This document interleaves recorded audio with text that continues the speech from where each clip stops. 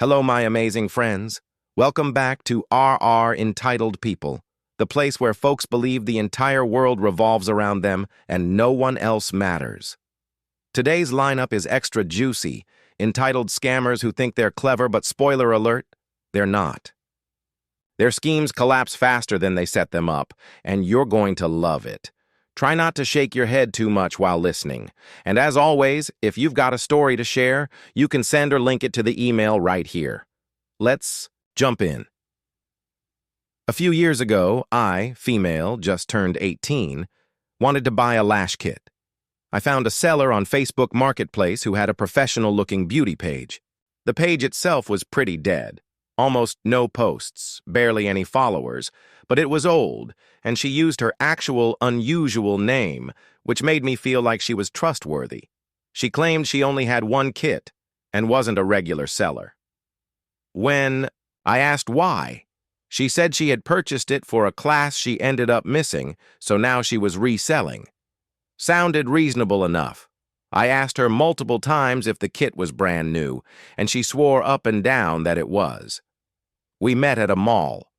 Since I was running errands and had my hands full, I didn't bother checking the kit on the spot. Huge mistake. When I got home and opened it, some items were clearly used, others were missing altogether. I was shocked, but mostly insulted. If you're going to scam someone, at least clean the used stuff so it looks new. I told myself to just let it go, since it was only $20. But the more I thought about it, the more it bothered me. It wasn't about the money. It was about her lying, being lazy, and not even bothering to cover it up. So I started digging through her page's likes and followers and quickly found her personal profile. I messaged her business page with photos of the dirty, missing pieces, giving her the benefit of the doubt in case it was just a mistake. Nope. She replied, No, it's new. You bought it, so tough luck. Then she blocked me. That was it. I no longer felt bad about what I was about to do. What she didn't realize is that I'm very good at digging into people's info. It's not a skill I use often because it can become obsessive, but this time I was ready to go all in. From her profile, I discovered plenty, including the fact that her husband had a child from a previous marriage who went no contact. And, honestly, based on the timeline between that divorce and the birth of her own kids, the math wasn't adding up. The next day, I started dropping screenshots of our conversation under her relatives' posts, asking things like, "Is this your family member? She scammed me for $20. Are these the family values you stand by?" I also messaged her real account. "Hi, remember me? The girl you scammed?"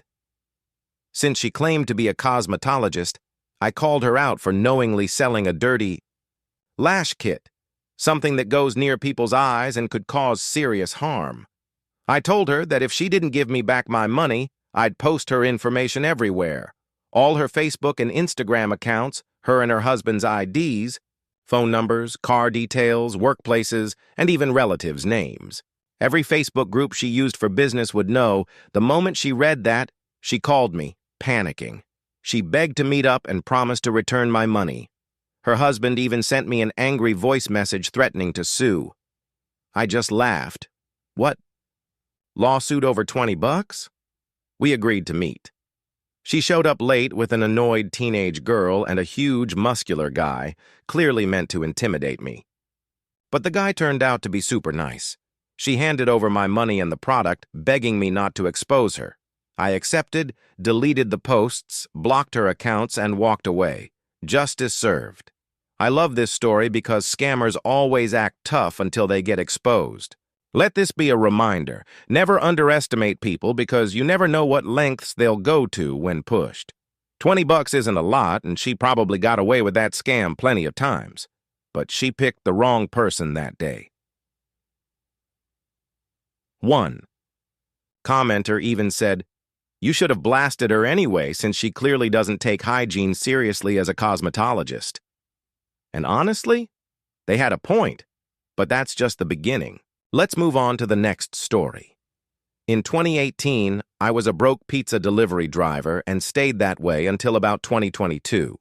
My system for having a car was simple: buy a beater for under $1,000, patch it up with quick repairs, drive it for a few months, then ditch it when it inevitably died. I probably went through 7 or 8 cars this way. Most of the time, I came out ahead, but one Civic nearly ruined me. I was desperate for a car, so I drove out to Felony Flats in Portland, first red flag, to meet a seller.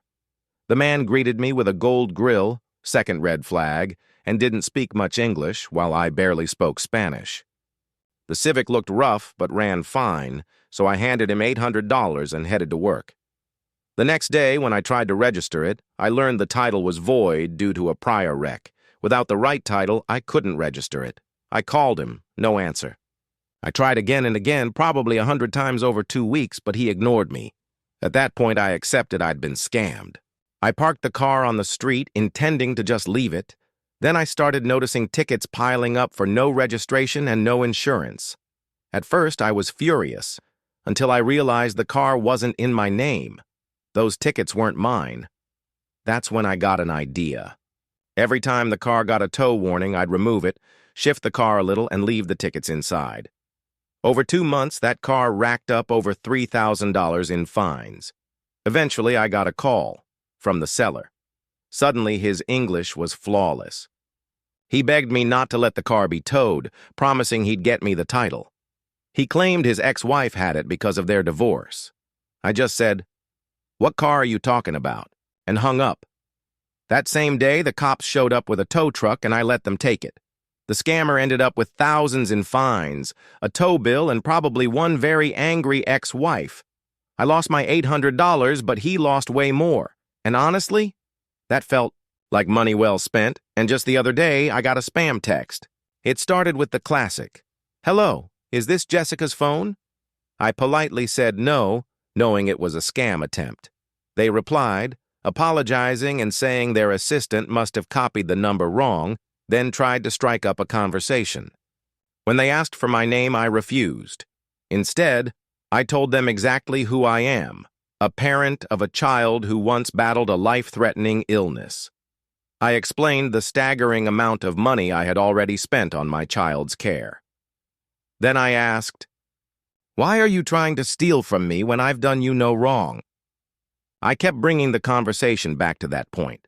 The next time you look in the mirror, remind yourself that you're staring at the face of someone who tried to steal money from the parent of a sick child.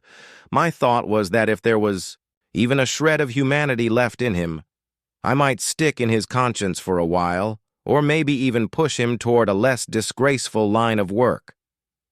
About an hour later, he came back at me with a lecture about how I lived in the U.S., and that American imperialism was the root of all global problems. I responded that I had assumed he was based in China, and while I don't agree with the way China treats people in Hong Kong or Tibet, that would never justify me trying to rob a random person in Shanghai. After I sent that, he went silent.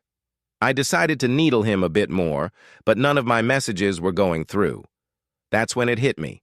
I had mentioned Hong Kong, Tibet, and Uyghurs all in one sentence to a guy in China. That combination is practically guaranteed to set off state monitoring systems. So maybe, just maybe, he ended up with more attention from local authorities than he ever wanted. I'll probably never know for sure, but it honestly makes me feel good to think I might have done the one thing that could actually get him in trouble on his own turf. And for anyone wondering why I think he really was in China, I've got a few reasons. First, he gave the name Luan. Second, the exact same scam was reported in the New York Times, where law enforcement traced the perpetrator back to China. My theory is that if a human monitor ever reviews our message exchange, it might trigger a referral to the authorities. Whatever the case, I think we can all agree. Phone scammers really need to get a life. Most of them are bottom-feeding parasites who prey on people. I just hope this particular guy actually faced consequences. On that note, here's another story. Someone once told me about the time they had fun trolling a scammer who demanded iTunes, gift cards. The scammer wanted the code scratched off and emailed. So, the target pretended to be completely clueless, asking for step-by-step guidance on how to take a picture, how to attach it to an email, the works. The The scammer was endlessly patient, probably thinking they had found the easiest mark of their career. But when they finally opened the attachments, they weren't met with codes. They got a clear photo of a middle finger. Now for a different kind of scam. I used to deliver pizza, mostly to a nearby college campus. That meant endless encounters with drunk, stoned, entitled students who rarely tipped.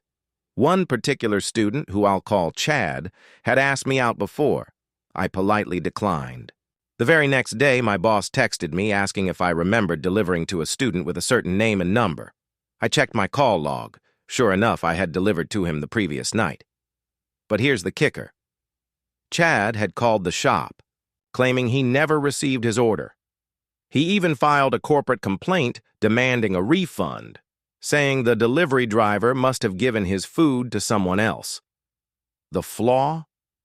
If that had actually happened, he would have called me back right away, asking where his food was, not waited until the next day.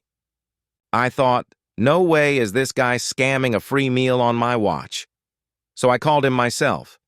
Hey, this is your Domino's driver from last night. I remember handing you your food, so you're not getting a refund. He immediately hung up. Weeks. Later, another order came through under Chad's name. I called the number, but he had blocked me. I borrowed someone else's phone and got through. This is your Domino's driver again. I'll need you to come down with your credit card and ID so I can make sure the food goes to the right person. He hung up again. A few minutes later, he sent down a girl to collect the food. I refused, insisting Chad come down himself. Eventually he did, and it was clearly the same guy as before. He grabbed the food and walked off without signing the credit card receipt. That's theft. Called campus police, who explained that if he didn't sign, it was larceny. They marched up to his dorm, brought him down, and made him sign the receipt on the spot. The look on his face was priceless. He still refused to tip, but at least justice was served. After that, every order he placed with us was canceled. He'd been blacklisted. And let me just say, don't ever underestimate a delivery driver. That walk of shame in front of campus police? Totally deserved. People don't realize how often scams like this happen in food service. Customers will eat an entire meal and then demand it be comped. It's pathetic. And speaking of scams, here's one from the collector's world. I've always been a Transformers fan, and about a decade ago, I went hunting for a BotCon exclusive figure, Shattered Glass Rodimus. eBay prices were outrageous, so I turned to a trusted trading forum, TFW 2005. A user messaged me claiming he had one for $200, which was half the going rate. Seemed like a steal, so I paid through PayPal as a gift. Around $50 came from my PayPal balance, the rest from my credit card. But of course, the guy never had the figure. He pocketed my $200. I reported him to the forum mods and called PayPal. Since it was sent as a gift, they couldn't refund me. But the rep pointed out that the $150 paid with my credit card could still be disputed. He gave me all the info I needed and even flagged the scammer's account. While I was pursuing the chargeback, another forum user emailed me the scammer's real-world details. Normally, I don't condone doxing, but in this case, he was a thief, so screw him. I called and left a message. Eventually, he phoned me back, playing dumb and claiming his accounts had been hacked. Yeah, right. I thought to myself, really? What a coincidence. I told him flat out that he either needed to refund my money or I'd get his local police involved. That threat worked. He broke down quickly and launched into some sob story about how he only took the money because he needed to buy his daughter a Christmas present, that she was terribly sick, and on with the excuses. I didn't buy a word of it. I warned him again that I'd pursue legal action if he didn't return what he owed me. Since his PayPal account had already been locked due to shady activity, he had to use his girlfriend's account to send me back the $50. My bank, meanwhile, credited me $150. In the end, I had my full $200 back, but here's the twist. I never mentioned to him that I'd also filed a claim with my credit card company. Remember, He only returned $50 through PayPal, and the credit card company refunded the other $150. That meant they had his details, and they'd be chasing him to recover their money. A week later, I got a call from my bank. They told me the seller was now claiming that I had violated PayPal's terms of service. I phoned him immediately and made it clear. If he lied again, I would involve the police. An hour later, my bank called back, said everything had been resolved, and wished me a good day. Lesson learned: never send money on PayPal as a gift, and always be suspicious when a stranger online is offering something at half the market value. Honestly, OP should have seen that trap coming, and you just have to laugh at the ridiculous sob stories scammers make up when they're caught. I had to scam you, my poor daughter is so sick, and I needed money for gifts. Please. Now, for the second story. I'm a 26-year-old woman, but most people assume I'm still in high school because of my baby face. I'm only 5'3", I've got long blonde hair, a soft, girly look, and I drive an old, beat-up 2004 Avalon. Because of that, mechanics often assume I don't know the first thing about cars. The truth? My dad and brother are both mechanics, and while it's not my career, I've picked up a lot from them over the years. I know enough to be comfortable handling maintenance and repairs myself. At the time, though, I was overwhelmed with life and didn't have a good spot to do the work, so I took my car to a shop for an oil change. They advertised a free full inspection, which I knew was usually code for, let's find fake problems. Thing is, I knew my car was solid. I'd recently replaced the brake pads, the rotors were still under 40,000 miles. I had just put in a new serpentine belt, and my air filter was spotless. In fact, I checked it right before leaving home. After the oil change, one of the workers came out looking grim, holding my air filter like it was a biohazard. He said we needed to talk because, according to him, my car was practically on the verge of dying. In front of a waiting room full of customers, he insisted it wasn't safe to drive unless I paid for immediate repairs. He listed it all off: new brake pads, rotors, calipers, belts, compressor, air filter, you name it. The price tag? About $1,500. Then he held up my air filter, now conveniently stuffed with dirt, dead grass, and even a wasp. I instantly realized what he'd done, scooped garbage off the shop floor and rubbed it on my perfectly clean filter. Instead of blowing up, I played dumb. I asked innocent questions like, what does a serpentine belt do? Is it important? While I texted my dad, I'm about to call you, play along. I then turned on the drama. With fake tears in my eyes, I told the mechanic, wow, that's so scary. I can't believe I was driving like that. I don't have the money, but maybe my dad can help. I called my dad on speakerphone, giving him the full sob story. When I handed the phone to the mechanic so he could explain, my dad pretended to be shocked and grateful that they caught such dangerous issues. Little did the scammer know, he was the one being set up. As soon as I got the phone back, I dropped the act and burst out laughing. My dad joined in, cackling on the line. I told him, Dad, did you hear this? He tried to show me the air filter I just replaced as proof. The mechanic turned, beet red, stammering while I handed him the filter and told him to vacuum it out before reinstalling it. I then stood there watching him clean and put it back, making sure he didn't pull any more tricks. It might sound over the top, but I hate seeing mechanics prey on people who don't know any better. To me, this was a massive win. Props to my dad for his flawless performance and for teaching me how to handle my own car. Scummy mechanics really are the worst. From what I know, many of them work on commission, so upselling is common, but flat-out lying is inexcusable. A friend of mine who works at Honda once told me about a coworker who pulled a similar stunt, showing a customer worn-out brake pads that were actually just scraps from the bin. Problem was, that customer had just installed brand new pads, himself. It blew up, the customer raised hell, and Honda ended up compensating him with thousands in free services. So yeah, that's our entitled people for you. If you enjoyed today's stories, give it a thumbs up and don't forget to subscribe so you don't miss the next wild ride. And if you missed the last episode, go check out the one about HOA Karens who think they own the entire neighborhood. Stevie Boy and I will see you in the next one. We love you all.